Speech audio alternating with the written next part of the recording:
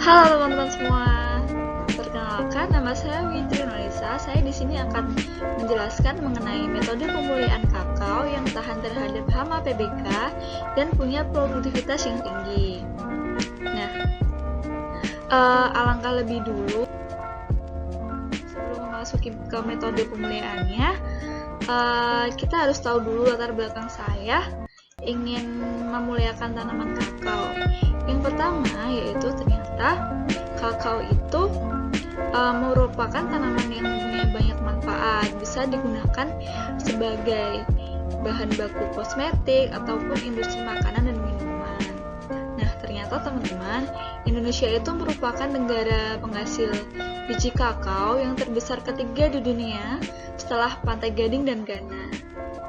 Nah, akan tetapi produktivitasnya lebih rendah dibandingkan dengan potensi hasilnya, yaitu 1-2 ton per hektar, yang menurut Randriani dan Dhani 2014.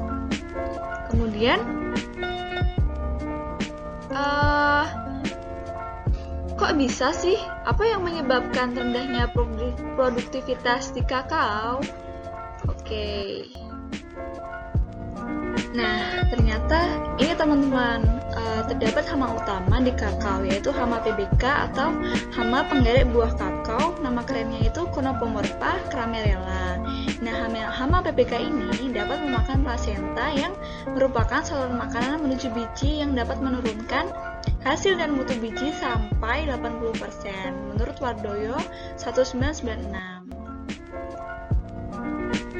Nah, maka dari itu, goal saya yaitu memperoleh klon-klon kakao yang tahan terhadap serangan hama, penggeret buah kakao, dan punya produktivitas yang tinggi. Nah, metode pemulihannya yang pertama dari plasma nutfah kakao, dilakukan eksplorasi, kemudian dilakukan seleksi menggunakan analisis komponen utama, kemudian diuji ekspresi genpin.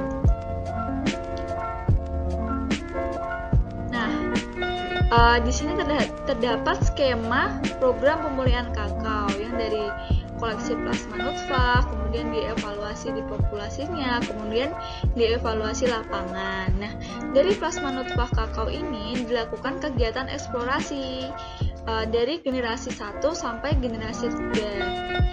Nah, generasi 1 ini terdapat klon DR1, DR2, generasi 2 itu ada RRC70, RRC72, kemudian di generasi 3 itu terdapat klon seri ICRRI. Nah, kemudian selanjutnya dilakukan seleksi menggunakan analisis komponen utama atau BCA. Nah, kenapa saya menggunakan analisis BCA? Karena analisis komponen utama ini dapat menyederhanakan karakter-karakter yang mana dapat mengetahui karakter mana yang berkontribusi lebih besar terhadap hasil. Dan klon-klon kakao itu dapat terkelompok berdasarkan ciri-cirinya. Setelah dilakukan analisis menggunakan komponen utama, dilakukan uji ekspresi genpin. Nah, genpin ini diketahui bersifat toksik terhadap hama PBK. Nah, sampel kulit buah kakao diisolasi RNA-nya, kemudian dilakukan RT-PCR dengan mensintesis cDNA dari 1 mikroliter RNA total. Kemudian dilakukan isolasi genpin yang dengan RT-PCR menggunakan 1 pasang primer spesifik. Nah, primernya ini sebagai berikut. Nah, kemudian setelah itu dilakukan elektroforesis pada kil agarosa 1,5% dan kemudian dilakukan real time PCR untuk deteksi dan mengetahui ekspresi genpin.